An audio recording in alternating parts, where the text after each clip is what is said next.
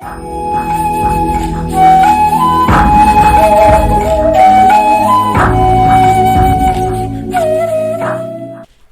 जी सभी को। So I welcome you all in the next lecture of crystallography और solid state physics. पिछले lectures के अंदर हमने बेसिक इंट्रोडक्शन ऑफ क्रिस्टल्स और क्रिस्टल्स की basic terminology and translational factors को बड़ी डिटेल के अंदर डिस्कस किया। So today we are going to discuss crystal symmetry operations. अगर मैं सबसे पहले बात करूं कि क्रिस्टल्स के अंदर सिमेट्री क्या है या सिमेट्री एलिमेंट्स क्या है या सिमेट्री ऑपरेशंस क्या हैं, तो वो ज़्यादा ज़रूरी हो जाता है। So in crystallography symmetry is used to characterise crystals, identify repeating parts of molecules and simplify both the data collection and और आई मे से all of the data of crystal like their HKL planes, Miller indices and interplanar spacing and nearly all of the calculations will need symmetry operations and symmetry elements। कि crystal के अंदर जब भी आपको किसी atom को locate करना है, किसी की पोजीशन पता करनी है और हमें पता है कि आइडेंटिकल सराउंडिंग्स तो है ही है, तो जब मैंने एक के लिए पता कर लिए तो दूसरे के लिए भी सिमिलर होंगी। So why will I indulge my self into more and more calculations. तो इस तरीके से सिमेट्री हमारी बहुत हेल्प करती है। और सिमेट्री का मतलब मुझे नहीं लगता कि किसी को नहीं पता होगा, सिमिलैरिटी। और आई मे से the symmetry of physical properties like thermal conductivity, optical activity must include the symmetry of a crystal. कि अगर मुझे क्रिस्टलोग्राफी के अंदर क्रिस्टल की प्रॉपर्टीज स्टडी करनी है, लाइक थर्मल कंडक्टिविटी किसी क्रिस्टल की पता करनी है, किसी की ऑप्टिकल एक्टिविटी को पता करना है, तो मुझे सिमेट्री की ज़रूरत पड़ती है। क्योंकि देखिए जब भी कोई भी टॉपिक मैं आपको करवाती हूँ, I always discuss it's need कि आपको क्यों पढ़ाया जा रहा है। अब ये मत कहिएगा कि पेपर में आएगा, एग्जामिनेशन में इंपॉर्टेंट है, that is why we are studying. नहीं, हमारी लाइफ के अंदर उसकी क्या यूटिलिटी है, जिन ऑब्जेक्ट के साथ हम डील कर रहे हैं, जिनके साथ हम अपनी मतलब रोज़मर्रा की ज़िंदगी जी रहे हैं, वो ऑब्जेक्ट्स क्या हैं, उनको हम डिस्कस कर रहे हैं क्रिस्टलोग्राफी के अंदर। और वो कितना कंडक्टिंग है, कितना ऑप्टिकली एक्टिव है, इनकी ऐसी प्रॉपर्टीज़ को स्टडी करने के लिए हमें सिमेट्री की डेफिनेटली ज़रूरत पड़ती है। So I may say a thorough knowledge of symmetry is very much essential for crystallographers. कि क्रिस्टलोग्राफी के अंदर सिमेट्री का आपको पता होना चाहिए। अभी जैसे मैंने कहा कि ये चीज़ है, इसको सेम ही यहाँ पर इंप्लीमेंट कर दीजिए, सेम ही यहाँ पर इंप्लीमेंट कर दीजिए, तो मैथमेटिकल कैलकुलेशंस ईजी भी हो जाती हैं। और बहुत सारी प्रॉपर्टीज़ को एक्सप्लेन करने के लिए हमें इसकी वैसे भी ज़रूरत पड़ती है। क्योंकि आप लोगों ने केमिस्ट्री के अंदर पढ़ा होगा सेंट्रोसिमेट्रिक मॉलिक्यूल्स, नॉन सेंट्रोसिमेट्रिक मॉलिक्यूल्स। इनके अंदर अगर सेंटर ऑफ सिमेट्री है, इसके अंदर नहीं है, तो ये डेक्स्ट्रो रोटेटरी है, लीवो रोटेटरी है, रोटेट नहीं होता, ये ऑप्टिकली एक्टिव है, नॉन एक्टिव है। तो ये जो सिमेट्री है, सिमिलैरिटी है, ये कहाँ है, कैसी है, इसको स्टडी करना बड़ा इंपॉर्टेंट हो जाता है। So first study of crystal symmetry was done by Robert von Drill. मैंने नेम लिख के रखा हुआ है। ही वाज द पर्सन जिन्होंने फर्स्ट टाइम क्रिस्टल के अंदर स्ट्रक्चर सिमेट्री को जो इन्होंने स्टडी किया। अब ये है कि सिमेट्री होती क्या है, तो इसके लिए भी मैंने लिख के रखा हुआ है। An object is said to be symmetric with respect to a transformation of object appear if object appears identical to initial state after the transformation. मतलब मैंने कुछ किया, किसी भी क्रिस्टल या किसी भी चीज़ के साथ मैंने कुछ किया और मेरे करने के बाद वो जो ऑब्जेक्ट है वो बिल्कुल सेम रहे, एज सच रहे, तो हम बोलेंगे कि उसके पास सिमेट्री है। I am again repeating, an object is said to be symmetric with respect to a transformation if object appears identical to its initial state after the transformation. कि अपनी स्टार्टिंग स्टेट के अंदर वो रहे, मैंने उसके साथ कुछ भी कर दिया, उसके बाद वो स्टार्टिंग स्टेट बिल्कुल जैसा तो था वैसा ही पहले रहा, तो वो क्या हो गया, सिमेट्रिक हो गया। अब जैसे मैं यहाँ पर खड़ी हूँ, मैं घूम के ऐसे वापस आपके सामने आ गई हूँ, तो बिल्कुल जैसी थी वैसे ही पहले दोबारा जैसे मैं पहले थी वैसे ही अब हो गई हूँ। सो ये क्या थी, सिमेट्री ही थी। So in case of crystals, most type of symmetries can be described in terms of an apparent movement of object such as reflection or translation, and this apparent movement is nothing but symmetry operation। क्योंकि दिमाग में ये question आ जाता है कि symmetry तो चले हमें समझ आ गया कि सिमेट्री ऑपरेशन की सिमिलैरिटी है कि हमने कुछ किया और हमें सेम टाइप का जो क्रिस्टल है वो मिल गया, तो हमने कहा कि ये क्या है, सिमेट्री है।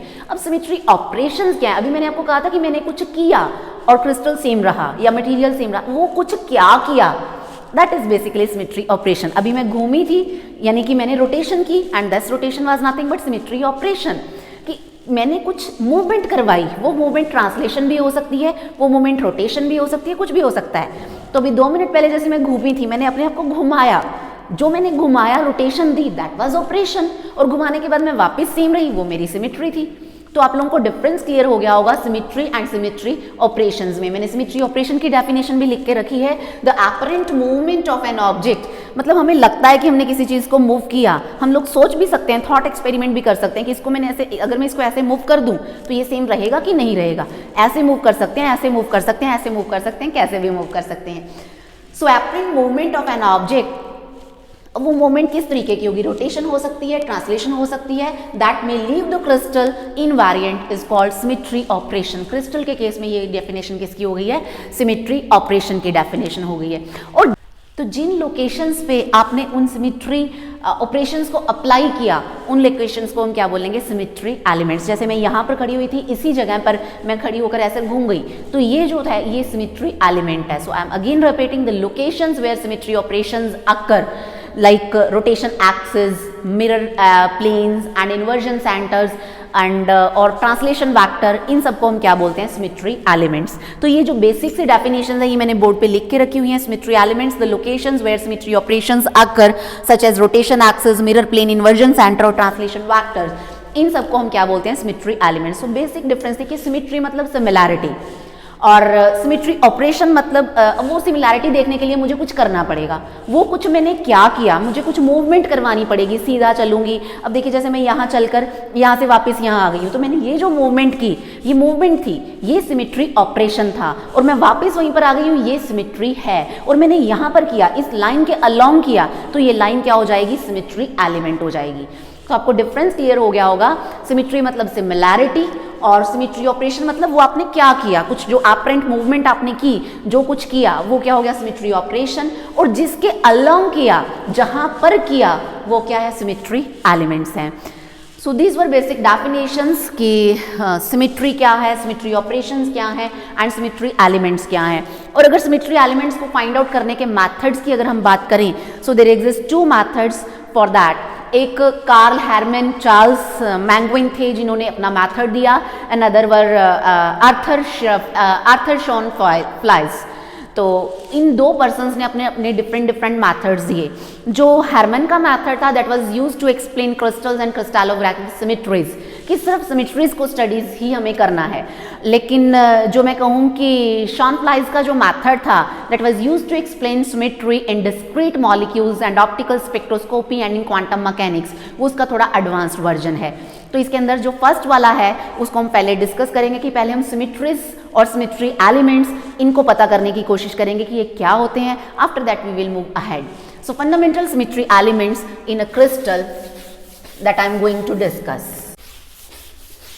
हमें पता है कि डायमेंशनैलिटी एग्जिस्ट करती है, 1 dimensions, 2 dimensions, 3 dimensions.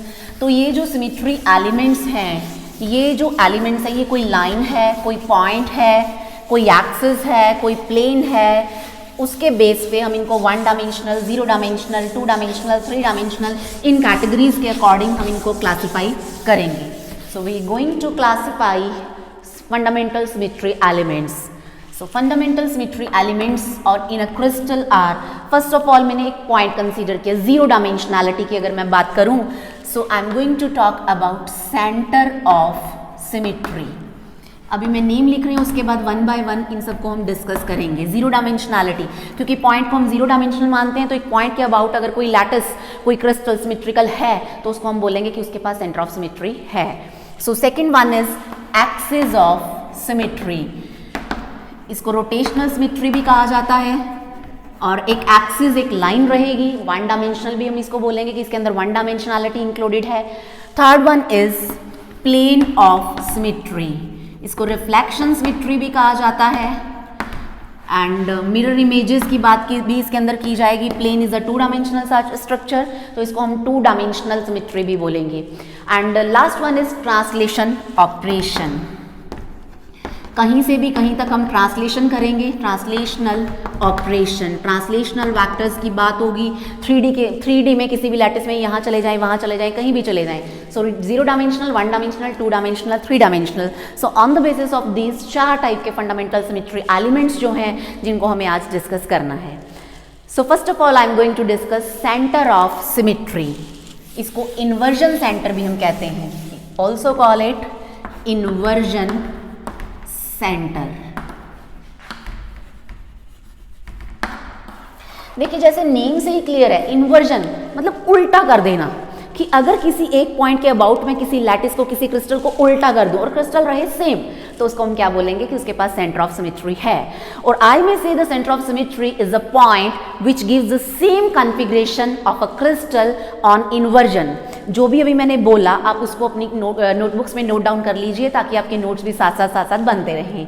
Centre of symmetry is a point which gives the same configuration of crystal on inversion, कि मतलब उस पॉइंट के अबाउट अगर मैं क्रिस्टल को उल्टा कर दूं, कोई भी एक पॉइंट है, जैसे मान लीजिए मेरे पास ये डस्टर ही है, इसके अंदर मैंने एक पॉइंट कंसीडर किया, उस पॉइंट के अबाउट मैंने क्रिस्टल उल्टा कर दिया, बिल्कुल उल्टा दिया, घुमा दिया और क्रिस्टल रहा सेम, इसका मतलब वो वाला पॉइंट क्या होगा, that will B centre of symmetry या इन्वर्जन सेंटर। इन्वर्जन मतलब उल्टा करने वाला सेंटर, कि उल्टा किया लेकिन सेम, उल्टा पुल्टा सब एक समान। So crystal is said to have a centre of symmetry. अब हमें कैसे पता लगेगा कि क्रिस्टल के अंदर ऐसा कोई पॉइंट है या नहीं है? अब हम क्या करेंगे कि अगर किसी एक पॉइंट के करस्पॉन्डिंग उसका जो माइनस आर है, मान लीजिए मेरे पास कोई भी एक पॉइंट है क्रिस्टल के अंदर, मान लीजिए यहाँ पर एक पॉइंट है जिसका मैं कहूँ कि पोजीशन वेक्टर जिसको आप बोलते हैं ट्रांसलेशनल वेक्टर, मान लीजिए आर है, और उसका माइनस आर भी क्रिस्टल के अंदर ही प्रेजेंट हो। अगर मैं कहूँ कि वो मेरे ओरिजिन से 5 सेंटीमीटर है, तो -5 जो डिस्टेंस है वो भी क्रिस्टल के अंदर ही प्रेजेंट होगा, तो वो पॉइंट सेंटर ऑफ सिमेट्री का काम कर सकेगा। मतलब अगर आप उस पॉइंट पे उसको उल्टा कर देंगे क्रिस्टल को, तो क्रिस्टल विल रिमेन सेम।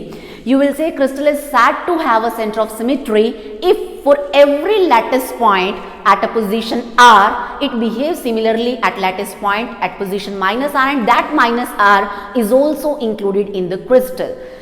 मान लीजिए कि ये एक पॉइंट है, ये मेरा ओरिजिन है सपोज, तो इस ओरिजिन से मेरे पास यहाँ पर ये 3 अलग अलग लोकेशंस हैं। मान लीजिए देयर इज अ प्लेन, इस प्लेन के ये मैंने पॉइंट्स मार्क कर लिए A, B and C and this is my origin, या मेरा कोई पॉइंट है O। इस पॉइंट से इसका डिस्टेंस, इसका डिस्टेंस, इसका डिस्टेंस, ये सारे डिस्टेंसेस ऐसे मैंने देख लिए। अब मैंने देखा कि इसका जो ये पॉइंट है इसकी एक कॉपी यहाँ पर पड़ी है, ये B पॉइंट की एक कॉपी यहाँ पड़ी है और C पॉइंट की एक कॉपी यहाँ है। मीन्स यहाँ पर मेरे पास 3 पॉइंट्स हैं A dash, B dash and C dash. इसका डिस्टेंस अगर इधर से मान लीजिए 5 है, तो ये वाला डिस्टेंस इधर से कितना हुआ, -5, और इसका डिस्टेंस इस ओरिजिन से सपोज 6 है, ये वाला डिस्टेंस भी यहाँ से इस साइड आ गया है, -6 मान लीजिए। अब ये वाला डिस्टेंस यहाँ से मान लीजिए -3, एक्सिस कोई भी हो सकते हैं, XYZ, अभी मैं आपको समझाने के लिए बता रही हूँ। इसका 3 है तो इसका इधर से हो गया -3।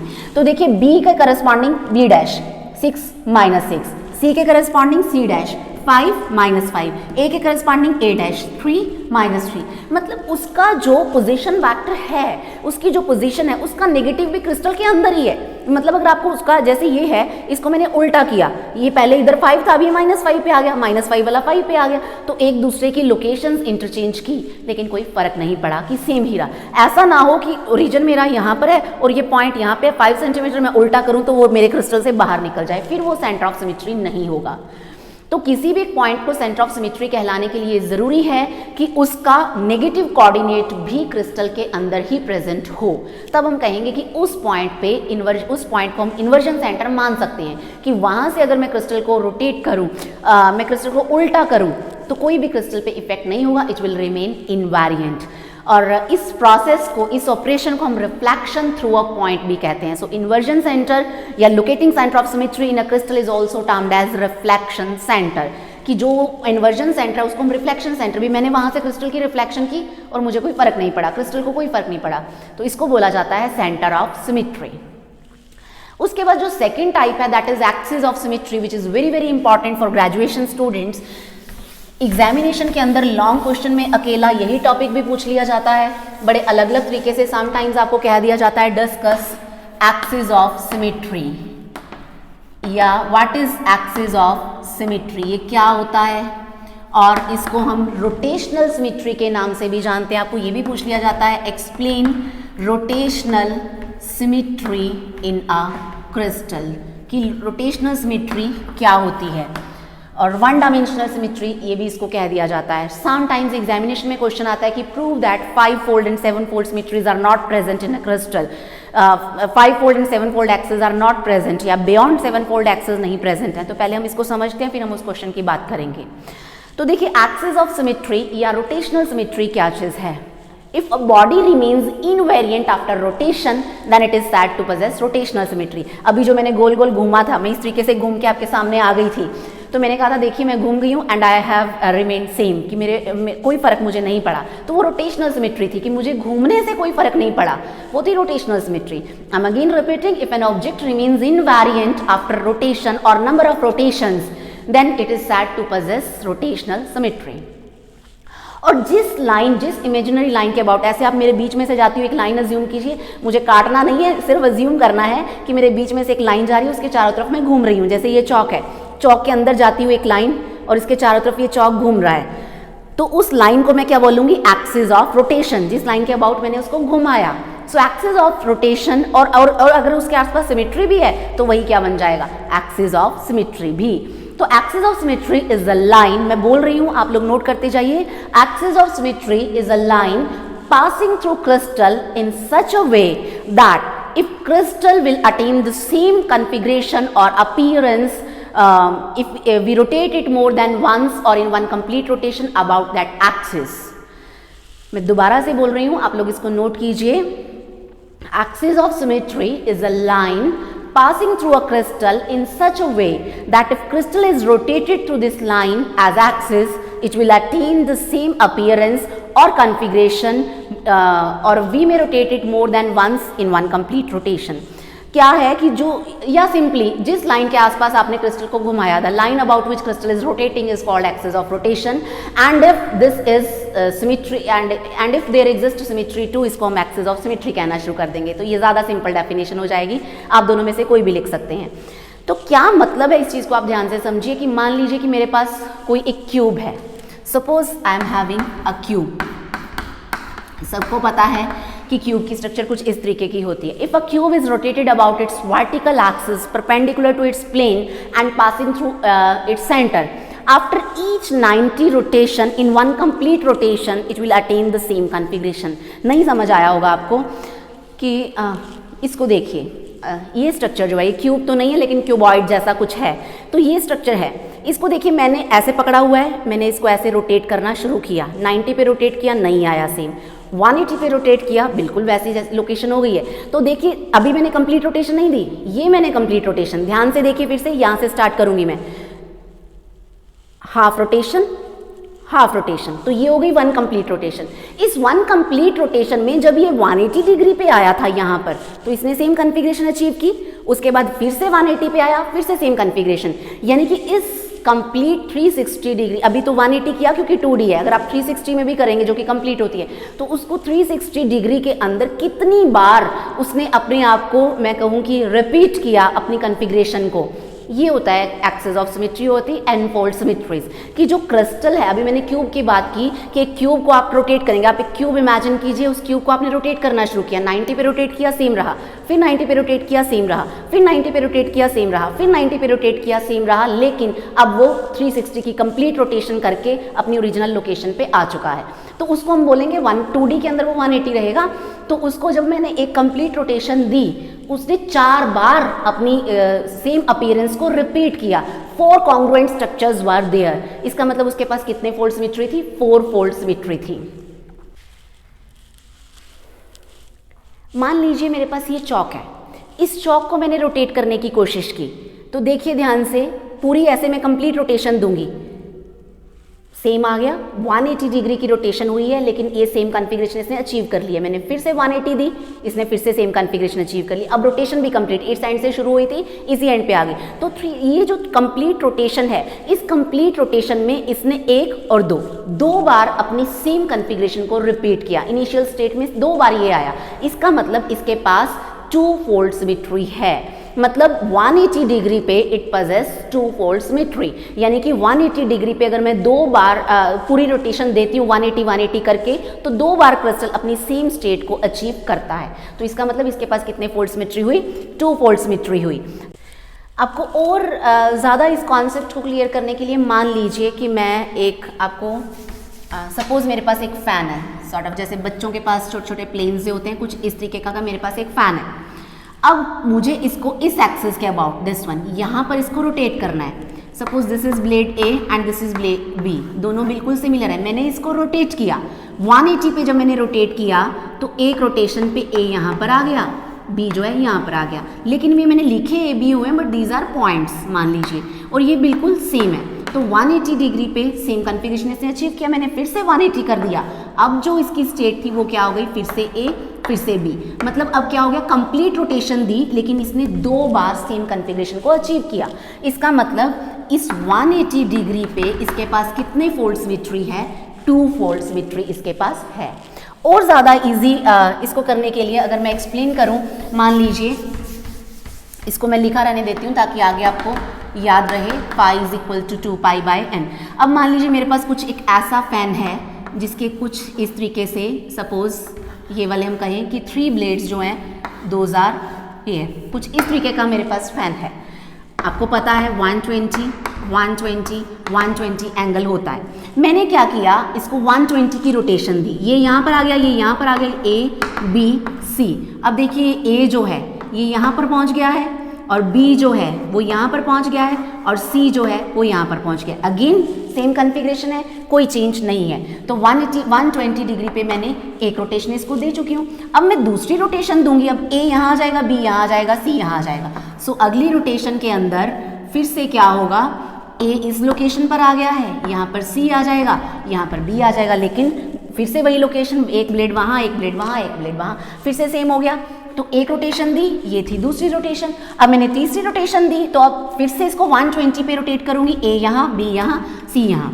तो अब देखिए क्या हो गया, ए इस लोकेशन पर पहुंच जाएगा, बी इस लोकेशन पर पहुंच जाएगा, एंड सी इस लोकेशन पे। तो 120 डिग्री की एक रोटेशन, दूसरी रोटेशन, ये हो गई तीसरी रोटेशन, ए वापस ओरिजिनल उसी लोकेशन में आ गया। इसका मतलब हम इसको कंप्लीट रोटेशन दे चुके हैं, और उस कंप्लीट रोटेशन में 1 2 एंड 3 टाइम्स इसने अपनी सेम कन्फिग्रेशन को अचीव किया, और सेम कन्फिग्रेशन इसकी 3 बार ओरिजिनेट हुई, 3 बार मेरे सामने आई ड्यूरिंग दिस कंप्लीट रोटेशन। इसका मतलब इसके पास 3 फोल्ड सिमेट्री है। यानी कि जब आप एक कंप्लीट रोटेशन देते हैं किसी पर्टिकुलर एंगल पे, कितनी बार उस क्रिस्टल ने अपनी ओरिजिनल कन्फिग्रेशन, इनिशियल स्टेट को रिप्रेजेंट किया, सिमिलैरिटी के साथ शो किया, उतने फोल्ड सिमेट्री उसके पास है। सो इन जनरल मैंने आपको बताया कि किसी भी क्रिस्टल को आप जनरली किसी भी एंगल पाई पे रोटेट करें तो 2 पाई, यानी कि आप इसको 360 डिग्री डिवाइडेड बाय n ये भी लिख सकते हैं। सो a crystal possesses generally n fold symmetry if it is rotated at an angle phi is equal to 360 divided by n। मैं फिर से कह रही हूँ कि मैं जितनी भी लाइनें यहाँ पर इंग्लिश में बोलती हूँ आप उनको प्लीज़ नोट डाउन कर लीजिए ताकि आपके नोट्स तैयार होते रहें, क्योंकि यहाँ पर बोर्ड पे ईच एंड एवरी लाइन लिखने में टाइम बहुत कंज्यूम हो जाता है, और लिख के छोड़ दूँ उसका भी कोई बेनिफिट नहीं है। आपको कॉन्सेप्ट्स क्लियर करने से मैं कहूँ कि ज़्यादा जो है वो बेनिफिट मिलना चाहिए। कॉन्सेप्ट क्लियरेंस पे आप थोड़ा ज़्यादा ध्यान दीजिए। तो अब देखिए मैंने अभी जैसे बात की कि अगर किसी को एक ही कंप्लीट रोटेशन देके ही कोई क्रिस्टल सेम स्टेट अचीव करता है, इसका मतलब वो आइडेंटिटी ऑपरेशन है, उसके पास सिर्फ 1 फोल्ड सिमेट्री है। और अगर n इज इक्वल टू 2 आ जाती है value, n is equal to 1 के लिए मैंने अभी कहा कि इट इज आइडेंटिटी ऑपरेशन ना, ए 1 फोल्ड सिमेट्री जो है उसके पास है, n इज इक्वल टू 2 है तो उसके पास कितने फोल्ड सिमेट्री है, 2 फोल्ड सिमेट्री। और जिस एक्सिस के अबाउट आपने उसको रोटेट किया that axis is termed as dyad. उस एक्सिस को हम क्या बोलते हैं, डायड। ये आइडेंटिटी एक्सिस हो जाएगा। n इज इक्वल टू 3 तो 3 फोल्ड सिमेट्री हो गई, और इसको हम बोलेंगे triad. This axis is called triad. n is equal to 4 है, 4 फोल्ड सिमेट्री, इस एक्सिस को हम बोलेंगे टेट्राड। इस तरीके से n is equal to 5 does not exist in a crystal. क्यों नहीं करता, अभी हम प्रूव करेंगे। n is equal to 6 fold symmetry, ये हो जाता है हैज़र्ड, और इसके ऑनवर्ड्स भी सिमेट्रीज जो है एग्जिस्ट नहीं करती। सो भी किसी भी क्रिस्टल के अंदर 5 fold symmetry, 7 fold symmetry, 8 fold, 9 fold, 10 fold ये एग्जिस्ट नहीं करती है एट एनी एंगल, किसी भी एंगल पे ये एग्जिस्ट नहीं करती है। अब क्यों नहीं करती हैं ये हमें करना है प्रूफ, जो कि एग्जामिनेशन में ग्रेजुएशन के स्टूडेंट्स को जनरली क्वेश्चंस जो है वो अपीयर हो जाता है। Why, I am going to write the question, why 5 fold and 7 fold, या एक भी पूछ ली जाती है symmetries, symmetries do not exist in a crystal. किसी भी क्रिस्टल में किसी भी एंगल पे 7 fold and 5 fold symmetries exist नहीं करती। इसका हमें करना है प्रूफ। तो इस प्रूफ के लिए let us consider 2 lattice points A and B separated by an interplanar spacing A। मैंने 2 लैटिस पॉइंट्स कंसीडर कर लिए किसी भी क्रिस्टल के अंदर। हमें पता है इंटरप्लानर स्पेसिंग कितनी होती है, A मानते आए हैं हमने A मान लिया। अब मुझे करना है रोटेट, क्योंकि because we are talking about rotational symmetry, तो इस लाइन को मैं यहाँ से यहाँ, यहाँ से यहाँ किधर भी रोटेट कर सकती हूँ। मान लीजिए ये इधर आगे लैटिस चली जा रहा है, इस B पॉइंट से देखिए इस तरीके से, इस B और A ऐसे है, मैंने इसको ऐसे ऐसे रोटेट करना शुरू किया, लाइक दिस, इस तरीके से पूरा 360 की रोटेशन आपको इसको देनी है। तो मान लीजिए जब मैं इसको रोटेट करूंगी, ध्यान से देखिए इस तरीके से, जब मैं इसको रोटेट, यहाँ था पहले, ये हो गया, ये B हो गया, जब मैं इसको रोटेट करूंगी तो कुछ ऐसे आएगा। तो ये वाला जो A, मैंने इस यहाँ से इसको फिक्स रख के, इसको पकड़ के एक रॉड अज्यूम कीजिए, यहाँ पर एक रॉड अज्यूम कीजिए, आपने इसको रोटेट करना शुरू कर दिया, तो ये जो पॉइंट है ये कहीं पर शिफ्ट हो जाएगा। मान लीजिए लैटिस के अंदर सपोज ये पॉइंट यहाँ कहीं पर चला गया। जब मैं ऐसे रोटेट करूँगी, सपोज मुझे नहीं पता, इस लोकेशन को मैंने A डैश माना, इस एंड से अगर मैं राइट एंड से इसको रोटेट करूँगी तो ये A डैश यहाँ पर चला जाएगा। इसी तरीके से अगर मैं इस एंड को फिक्स रख के इधर से ऐसे रोटेट करने की कोशिश करूँ तो ये जो B पॉइंट है ये समवट कहीं पर यहाँ पर चला गया, B पॉइंट कहीं यहाँ पर मुझे नजर आएगा। तो मैंने कितने एंगल पे इसको रोटेट किया था, लेट अस सपोज ये जो रोटेशन थी वो थी, अभी हमने बात की एट एन एंगल फाई, तो मैंने माना कि ये जो हॉरिजॉन्टल के साथ इसका जो एंगल था वो फाई हो गया। बाकी बचा हुआ 2 पाई बाई, बाकी बचे हुए को आप 2 पाई माइनस फाई ले सकते हैं। ये जो फाई है हमें पता है 2 पाई बाई एन या 360 डिग्री बाय एन है। मैंने फाई एंगल पे इसको रोटेट किया, तो नेचुरली इस साइड से भी सेम रहेगा फाई एंगल, क्योंकि जब रोटेशन हो गई है उसके बाद भी क्रिस्टल में जैसे ये लाइन है इस तरीके से रोटेट हुई, इधर रोटेट हो रही है, यहाँ पर कहीं पर पहुंची, ये भी तो एक लैटिस पॉइंट ही है, और क्रिस्टल के अंदर आइडेंटिकल सराउंडिंग्स होती हैं, तो यहाँ पर भी डेफिनेटली कोई ना कोई लैटिस पॉइंट होगा। जहाँ से ये चला था वहाँ पर भी कोई ना कोई लैटिस पॉइंट है, कुछ इस तरीके से इसको हम रोटेट कर रहे हैं इस तरीके से, तो हमेशा किसी ना किसी लैटिस पॉइंट के ऊपर ही ये कवर हो रहा है। तो ये भी एक लैटिस पॉइंट है, ये भी एक लैटिस पॉइंट है, ये भी लैटिस पॉइंट था, ये भी लैटिस पॉइंट था, और 2 लैटिस पॉइंट्स के बीच के डिस्टेंसेस हमने क्या माने हैं, A माने। ये वाला नहीं मुझे पता कितना है जो न्यू लोकेशंस हैं, क्योंकि ये एक डिफरेंट रोटेशन से आया है, ये एक डिफरेंट रोटेशन से आया है, लेकिन है लैटिस के अंदर, मुझे पता नहीं कितना है। तो ट्रांसलेशनल वैक्टर्स हम पिछले चैप्टर के अंदर, पिछले लेक्चर के अंदर करके आ चुके हैं, और डिस्क्रिप्शन के अंदर उसका लिंक है, आप लोग वहाँ जाकर उसको देख सकते हैं। बड़ी थॉरो डिस्क्रिप्शन ट्रांसलेशनल वैक्टर की हमने वहाँ पे की। So using that concept I may right कि अगर ये डिस्टेंस A है तो ये वाला डिस्टेंस इसका सम इंटेग्रल मल्टीपल होगा। तो मैंने मान लिया कि ये पूरा जो डिस्टेंस है this is equal to m into A। मैंने यहाँ से 2 परपेंडिकुलर्स ड्रॉ किए। छोटा सा कॉन्सेप्ट मैथमेटिक्स का है कि अगर 2 अनइक्वल लेंथ की लाइंस हो, छोटी लाइन से आप बड़ी लाइन पे परपेंडिकुलर्स ड्रॉ करते हैं, तो ये जो परपेंडिकुलर्स के बीच का डिस्टेंस है ये इक्वल हो जाएगा, रेस्ट वन, जैसे आप ऑप्टिक्स में पाथ डिफरेंस कहते हैं। सो ये वाला जो डिस्टेंस है सिमेट्री से क्या हो गया, ये भी A, ये भी A, and if this angle is phi, ये एंगल भी फाई हो जाएगा, ये एंगल फाई है, ये एंगल भी क्या हो जाएगा, फाई, ऑल्टरनेट एंगल्स। अब मुझे इसको ध्यान से देखिए, जो न्यू लोकेशंस हैं इसको मानिए P, इसको मानिए Q। ये जो पूरा डिस्टेंस है A डैश B डैश, इसको मैं क्या लिख सकती हूँ, A dash P, P Q, Q B dash. इस पूरे को A dash P, P Q, Q B dash, हम इसको ये लिख सकते हैं।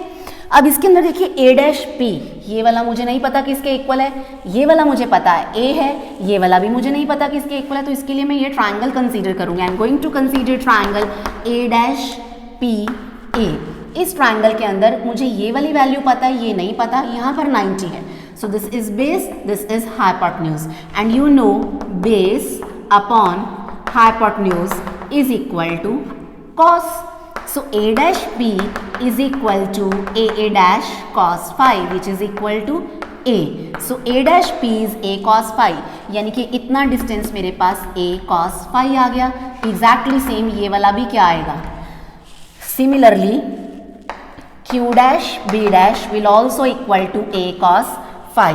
ये दोनों वैल्यूज हम यहाँ पर करवा देते हैं पुट। तो इसको मैं इरेज कर देती हूँ। So A dash P Q dash P A cos phi plus A cos phi, ये बन जाएगा 2A cos phi। P Q already A के इक्वल है। ए डैश बी डैश हमने कहा कि एम इंटू ए होना चाहिए, क्योंकि ट्रांसलेशनल वैक्टर्स के अंदर हम पढ़ के आए हैं कि इंटेग्रल का मल्टीपल्स ऑफ बेसिक वैक्टर्स हमेशा कोई ना कोई वैक्टर जो है वो रहेगा। तो यहाँ से मैंने ए कॉमन लिया, इधर से ए कॉमन आया, 2 cos phi प्लस 1 ए ने ए काट दिया। So m is equal to 2 cos phi plus 1। m is some integer, तो 2 cos phi किसके इक्वल आ गया, m माइनस 1। अगर m इंटीजर है तो उसमें से आपने 1 सब्ट्रैक्ट किया, वो भी इंटीजर ही रहेगा। तो इसको मैंने एक नया इंटीजर मान लिया, कैपिटल N। तो cos phi is equal to n bye 2, ये मेरे पास आ गया। अब मुझे इस डायग्राम की फिलहाल ज़रूरत नहीं है, so I am going to erase it. तो अब देखिए इधर cos phi की वैल्यू आ गई n bye 2, some integer divided by half. और मुझे ये पता है कि cos phi माइनस 1 से लेके प्लस 1 तक की वैल्यूज ले सकता है, इससे ज़्यादा वैल्यूज ये नहीं ले सकता भैया। तो इसका मतलब क्या है कि जो n बाय 2 है, we know that cos phi की वैल्यूज माइनस 1 से लेके 1 तक ही वेरी करती हैं। और cos phi किसके इक्वल है, n बाय 2 के इक्वल है। तो n bye 2 less than equal to 1 less than equal to minus 1। और मैं कहूँ कि n की वैल्यूज़ माइनस 2 से लेके 2 के बीच में ही हो सकती हैं, इससे बाहर नहीं हो सकती। यानी कि माइनस 2 से लेके प्लस 2 तक के जितने भी इंटीजर्स हैं वही वैल्यू सिर्फ n की ली जा सकती है इस केस में, और कोई नहीं, क्योंकि अगर हम ऐसा नहीं करेंगे तो ये इक्वालिटी वैलिड नहीं रहेगी। तो अब हमें क्या करना है, इन वैल्यूज़ को लेके देखना है कि minus, now I am going to draw a little table. n की वैल्यू हो गई यहाँ पर मैं n की वैल्यू लूंगी, इसके साथ n के ही corresponding we will write cos phi की वैल्यू, देन phi, और ये जो phi है ये हमें पता है किसके इक्वल है, 360 डिवाइडेड बाय n। और मैं कहूँ यहाँ से n किसके इक्वल आ गया, 360 divided by phi।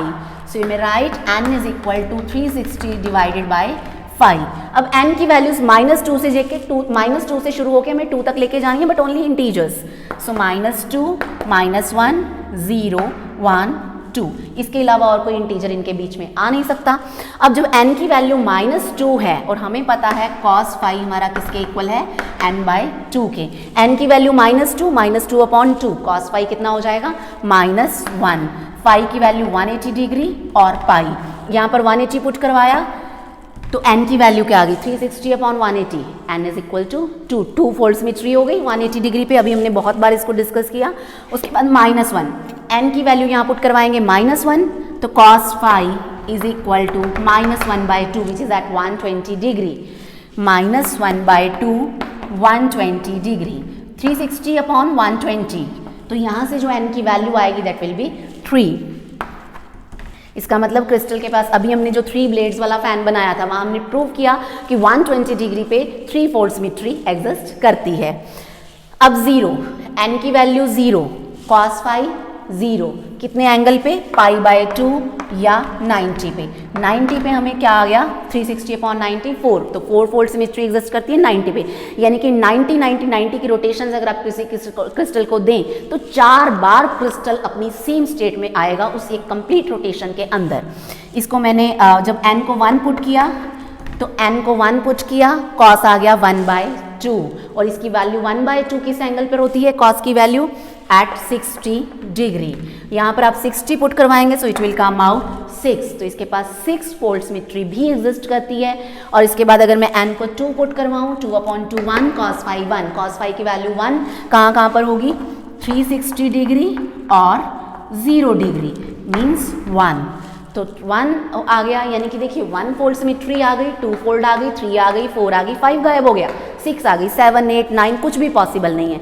So in a crystal 5 fold symmetries and 7 fold symmetry and beyond symmetries do not exist, इसके अंदर ये एग्जिस्ट नहीं करती। तो ये था कॉन्सेप्ट रोटेशनल सिमेट्री का, जो इनमें से सबसे ज़्यादा इंपॉर्टेंट मैं कहूँ, या मैं कहूँ कि ग्रेजुएशन के स्टूडेंट्स को एग्जामिनेशन में इसके क्वेश्चंस डेफिनेटली अपीयर हो जाते हैं। इसके बाद जो अगली सिमेट्री है हमारी, हम अगले पड़ाव पे चलेंगे, number 3। And number 3 is nothing but plane of symmetry. 0 dimensional, 1 dimensional हम कर चुके हैं, अब 2 डायमेंशनल और 3 डायमेंशनल की कहानी में हमें आगे बढ़ना है। So next is plane of symmetry. Third one is plane of symmetry. इस प्लेन ऑफ सिमेट्री के बड़े डिफरेंट नेम्स हैं। इसको रिफ्लेक्शन सिमेट्री भी कहते हैं, रिफ्लेक्शन प्लेन्स भी बोलते हैं, मिरर प्लेन्स भी इसको कह दिया जाता है कि जो प्लेन्स ये होंगे इनको मिरर प्लेन्स भी बोलते हैं, और इसको हम रिफ्लेक्शन अबाउट अ प्लेन या रिफ्लेक्शन सिमेट्री, बड़े अलग अलग नेम से इसको जाना जाता है। तो बहुत सारे नेम्स हैं इसके। तो देखिए प्लेन ऑफ सिमेट्री अब क्या है, इसको अंडरस्टैंड करने की कोशिश कीजिए। So plane of symmetry is an imaginary plane through the crystal which bisects it into 2 equal halfs that are exact mirror images of each other. मैं फिर कह रही हूँ कि जो भी मैंने बोला वीडियो को बैक जाकर दोबारा चलाकर इसको नोट कर लीजिए। तो समझाने की मैं कोशिश करूँगी कि प्लेन ऑफ सिमेट्री क्या है। किसी भी क्रिस्टल के अंदर एक ऐसा प्लेन जिसके अलॉन्ग मैं क्रिस्टल को काटूं और क्रिस्टल दोनों साइड से मुझे सेम लगे, मिरर इमेजेस लगे। अगेन फिर से मैं कहूँ कि ये डस्टर है, मैंने यहाँ से इसको काट दिया, ये और ये पोर्शन एग्जैक्टली अलाइक है, तो यहाँ से जो मैंने काटा इस तरीके से जो मुझे सरफेस मिलेगी that will be nothing but a plane of symmetry. अब जैसे क्यूब है, आप इस क्यूब को ड्रॉ कीजिए। कुछ इस तरीके की स्ट्रक्चर एक क्यूब की होती है। इस क्यूब को अभी जैसे मैंने आपको समझाया कि मैंने यहाँ से काट दिया, बीच में से इस प्लेन के अबाउट काटा, दोनों साइड्स पे एग्जैक्टली क्या है, सेम है। इसका मतलब ये जो प्लेन जो ड्रॉ हुआ this is a plane of symmetry. ऐसे ही इसको मैं ऐसे बीच में से भी काट सकती थी, ये जैसे है इसको ऐसे बीच में से काटूं, अपर हाफ और लोअर हाफ, ये भी बिल्कुल सेम है। यानी कि सेम इसी क्यूबिक स्ट्रक्चर के अंदर इसको हम डिफरेंट तरीके से काट सकते हैं। मतलब मैं डिफरेंट तरीके से प्लेन्स शो कर सकती हूँ। ऐसे बीच में कोई प्लेन यहाँ पर है, यहाँ से आप काटेंगे ऊपर वाला हिस्सा और नीचे वाला हिस्सा exactly alike to each other, exactly same. एक और प्लेन में से दिखाऊँ इसके अंदर, क्यूबिक स्ट्रक्चर के अंदर आपको, तो देखिए कुछ इस तरीके से आपके पास है। इसको मैंने कुछ यहाँ से ऐसे काट दिया, अगर ये जो प्लेन बीच वाला है दिस वन, यहाँ से मैंने काटा बिल्कुल, तो ये भी क्या हो गया, दोनों साइड्स क्या हो गई, मिरर इमेजेस हो गई। और ये जो तीनों हमें मिले दीज आर नॉर्मल प्लेन्स। मैंने सिंपली नॉर्मली 90 के एंगल पे ही काटा, जस्ट ऐसे काट दिया, ऐसे काट दिया, इस तरीके से। देखिए आप लोग ऐसे है, ये हमने बीच में से काटा, ये हमने ऐसे काटा, और यहाँ से ऐसे, मेरे हाथ को देखते रहिए, ऐसे काटा। सो दिस वाज, एक ये प्लेन हो गया, एक मैंने ऐसे काटा दिस वन, एक ये वाला प्लेन हो गया, और एक मैंने इसको काट दिया, ये वाला हो गया, ये वाला हो गया, और एक ये वाला, इस तरीके से ऐसे काटा। ये तीनों क्या है, नॉर्मल प्लेन्स हैं। तो इस तरीके से क्यूबिक स्ट्रक्चर के अंदर 3 नॉर्मल प्लेन्स एग्जिस्ट करते हैं and 6 diagonal planes are also there. जैसे ये फिर से मैं क्यूबिक स्ट्रक्चर ड्रॉ करूं, इस क्यूबिक स्ट्रक्चर के अंदर दिस वन, ये डायगोनली जो फेसेस थे इनको मिलाया, दिस वन, यहाँ पर भी ये क्या है, एग्जैक्टली सेम है। तो इस तरीके के 6 diagonal planes and 3 normal planes exist in a cubic structure, और हम बोलते हैं कि इसके अंदर 9 प्लेन्स ऑफ सिमेट्री एग्जिस्ट करते हैं। And in a डोडेकाहेड्रन 15 planes of symmetry exist. So in a cube and in an octahedron 9 planes of symmetry exist, and in a dodecahedron there exist 15 planes of symmetry. तो ये था planes of symmetry का concept कि different cube में sometimes आपको पूछ लिया जाता है कि कितनी प्लेन्स ऑफ सिमेट्री होती हैं। And the last one is translation operation. Translation operation में कहूँ कि कोई अलग से नया सिमेट्री ऑपरेशन नहीं है, जो ट्रांसलेशन ऑपरेशन हम पिछले लेक्चर के अंदर डिस्कस करके आए हैं। ट्रांसलेशन वेक्टर एग्जैक्टली सेम है, ट्रांसलेशन ऑपरेशन। आपको एग्जामिनेशन में इसके अंदर ट्रांसलेशन वेक्टर ही लिख देना होता है। ट्रांसलेशन ऑपरेशन देखिए क्या, it is a symmetry operation which when applied to a lattice point R results in another lattice point R dash having identical surroundings as that of R। क्या बोल गई ये मैं देखिए आपके पास पूरा कोई भी एक लैटिस है, उस लैटिस के अंदर ये ओरिजिन है, यहाँ से आपके पास कोई भी एक पॉइंट है जिसका पोजीशन वेक्टर क्या है, r है। आपने उस लैटिस पॉइंट के ऊपर इस ऑपरेशन को लगाया, ट्रांसलेशन ऑपरेशन, मतलब उसको यहाँ से उठा के यहाँ मूव करवा दिया कहीं पे भी, क्योंकि मैंने बोला कि ये 3 डायमेंशनल जो है translation operation is a 3 dimensional symmetry element, मतलब आप इधर उधर इधर इधर इधर कहीं पे भी 3D में कहीं पे भी उसको मूव करवा कर ले गए, और जो नया पोजीशन वेक्टर उसका मिला मूवमेंट करवाने के बाद, ये पॉइंट सपोज यहाँ पहुँच गया, ये जो नया पोजीशन वेक्टर है r डैश, और ये जो नई लोकेशन है यहाँ पे भी इसकी वही आइडेंटिकल सराउंडिंग्स हो जो यहाँ पर थी, यानी कि ये जो r डैश है it is nothing but r plus T. हमने पिछले लेक्चर के अंदर बड़ी डिटेल में इसको डिस्कस किया है कि कुछ इस तरीके से हम इस r डैश को रिप्रेजेंट कर सकते हैं। And this symmetry operation act only in case of lattices, क्योंकि 3D है और 3D लैटिसेस के अंदर ही इसको इम्प्लीमेंट किया जा सकता है। मीन्स क्या है कि एक पॉइंट है, यहाँ से चला के मैंने सपोज वहाँ पहुँचा दिया, वहाँ जाकर भी उसकी आइडेंटिकल सराउंडिंग्स ही रहे, तो हम कहेंगे कि ये क्या है, ट्रांसलेशन ऑपरेशन है। और हमें पता है कि क्रिस्टल के अंदर हमेशा एक सिमेट्री होती ही है, so translation operations generally exist in a crystal lattice. Thank you so much.